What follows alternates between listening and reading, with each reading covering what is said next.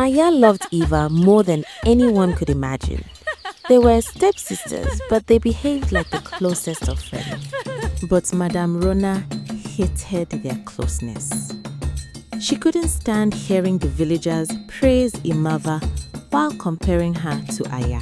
So one night, she made a decision. I want Eva's beauty destroyed. You must be careful. And that was the biggest mistake she ever made. Let's go back to the beginning where it all started. The peaceful village of Umudara was famous for its fertile lands, colorful festivals, and people who believed that kindness was worth more than gold. Among everyone who lived there, one young woman stood out above the rest. Her name was Ifoa. She possessed extraordinary beauty, but it was not only her graceful face or bright smile that captured people's hearts. Ifoa greeted every elder with respect, helped widows fetch water without being asked, carried heavy baskets for market women, and spent her evenings teaching little children songs beneath the old mango tree. Whenever anyone spoke of good character, they spoke of Ifoa first. Mothers constantly compared their daughters to her and say, if only you carried yourself like Ifoa, the whole village would be proud.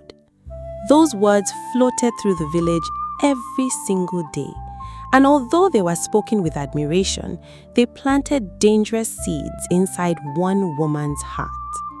That woman was Eva's stepmother, Madam Rona.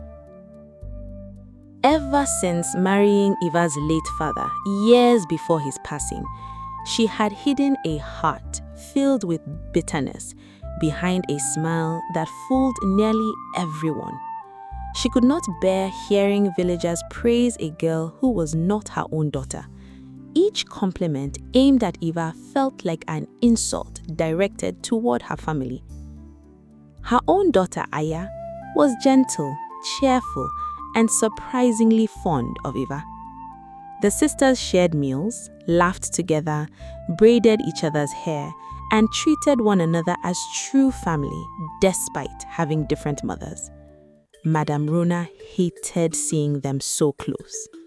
Whenever Aya spoke kindly about Eva, her mother whispered poisonous words into her ears. She only pretends to love you because she wants everyone to ignore you. One day, she will steal everything that belongs to you. But Aya never believed those lies. She would simply smile and reply, "Mother, Eva has never harmed me. She has always loved me." Those words only made Madam Rona's jealousy grow darker. News soon spread across every corner of Umudara that the kingdom's only prince had returned from America after many years of studying abroad. The royal family announced that instead of politicians or wealthy families arrange his marriage, the prince wished to visit ordinary villages and choose a wife whose heart reflected the values of the kingdom. Excitement swept through the land like wildfire. Every household with an unmarried daughter immediately began preparing beautiful clothes, expensive jewelry, and elegant hairstyles. Yet, even before the prince arrived, the villagers had already begun predicting who would capture his attention. If Iba stands before the prince, the women at the marketplace often laughed, our daughters will have no chance. Those careless remarks reached Madam Rona almost every day. She clenched her fists each time she heard them until envy completely consumed her reason. Exactly 1 week before the prince's arrival, Madam Rona secretly visited an old woman who lived deep inside the forbidden forest. The woman handed her a strange black powder wrapped inside dried leaves and warned her repeatedly, "This is no ordinary poison. It will not kill, but it will cover the victim's body with painful boils and drain away her strength until she appears cursed. However, remember this warning above everything else. If your own blood, your daughter, Aya, touches the victim with genuine love or affection, the sickness will abandon its host and immediately transfer to your daughter instead. There will be no stopping it.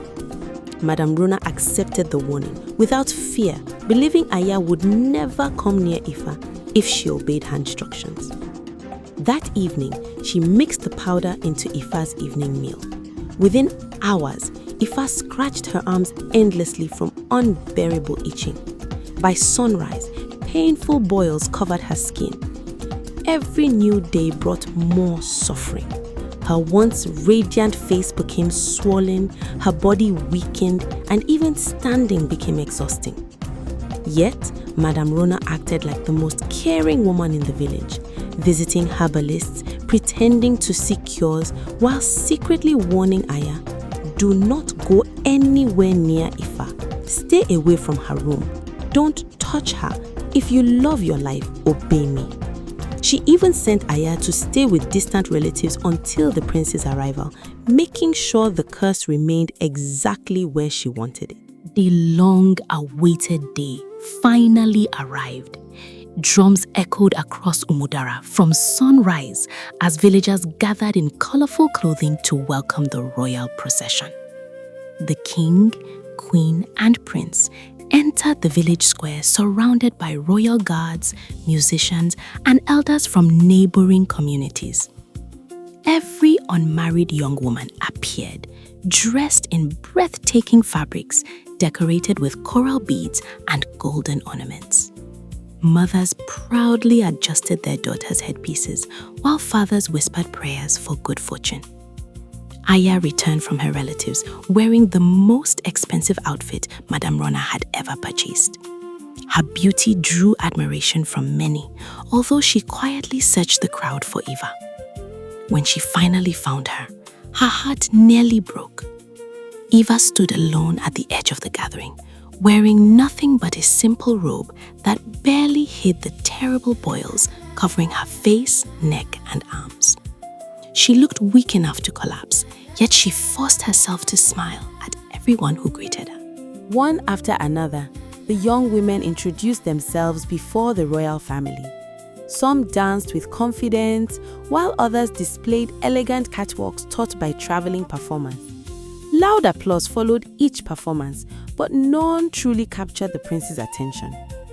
Then Iva's name was called. The crowd fell strangely silent as she slowly walked forward. Instead of beginning with dancing like everyone else, she first approached the king and queen, bowed deeply, and greeted them respectfully according to ancient tradition. She then turned to the prince and greeted him with the same humility before stepping back. Her voice, though weakened by illness, carried remarkable sweetness as she sang an old song about honor, family, and sacrifice. When the music ended, she danced with graceful movement despite obvious pain before finishing with a simple but elegant walk across the royal stage. The prince watched every second in complete silence. He quietly asked one of the village elders, "Who is this young woman, and what tragedy has covered such a kind soul with suffering?" The elder sighed heavily and admitted no one understood what illness had suddenly fallen upon her. After several moments of thoughtful silence, the prince finally rose to make his decision. He praised every young woman for their courage before announcing that although many possessed beauty, he desired a wife whose heart appeared gentle, respectful, and capable of carrying herself with dignity. Believing Aya displayed those qualities and unaware of the evil plot surrounding Iva, he stepped toward Aya and declared before the cheering crowd that she would become his bride. The village erupted into celebration.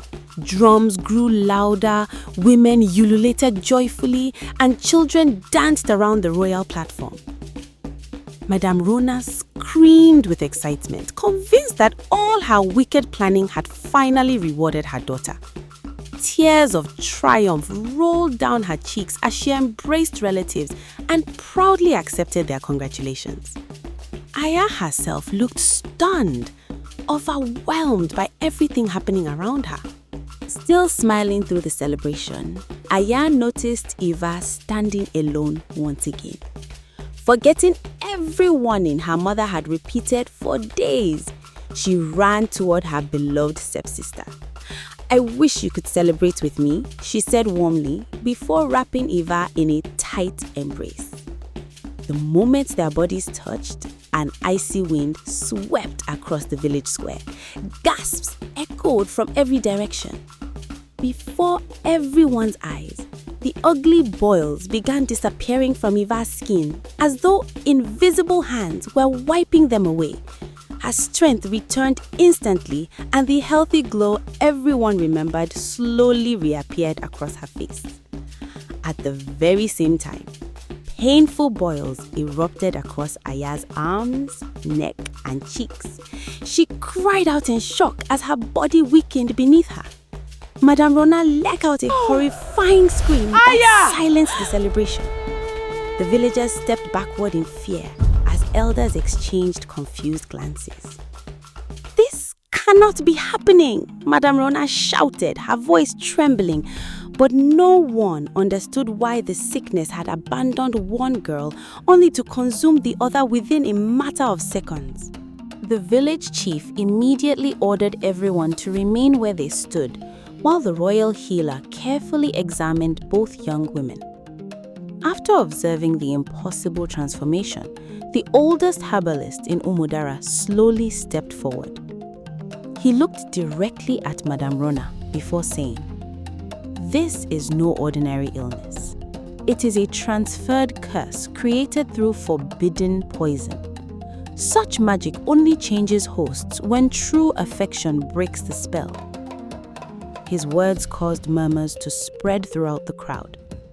The healer then explained that Aya's embrace had unknowingly destroyed the wicked plan because it was given with sincere love rather than hatred. All eyes turned toward Madam Rona, whose face had become pale with terror.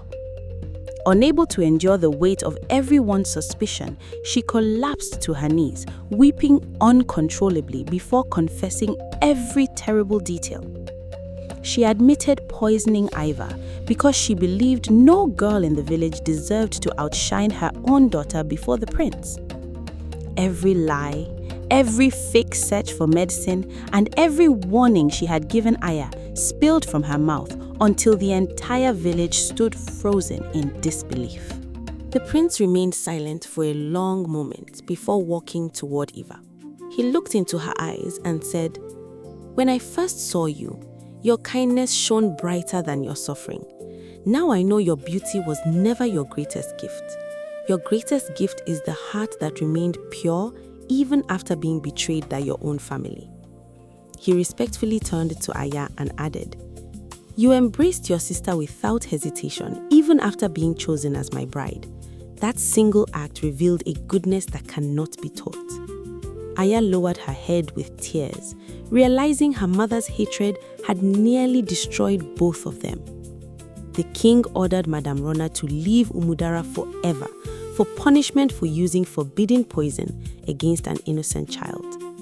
The prince then withdrew his earlier choice and asked Iva if she would willingly become his wife. This time, the village's loudest celebration was not for beauty, wealth, or royalty, but for truth.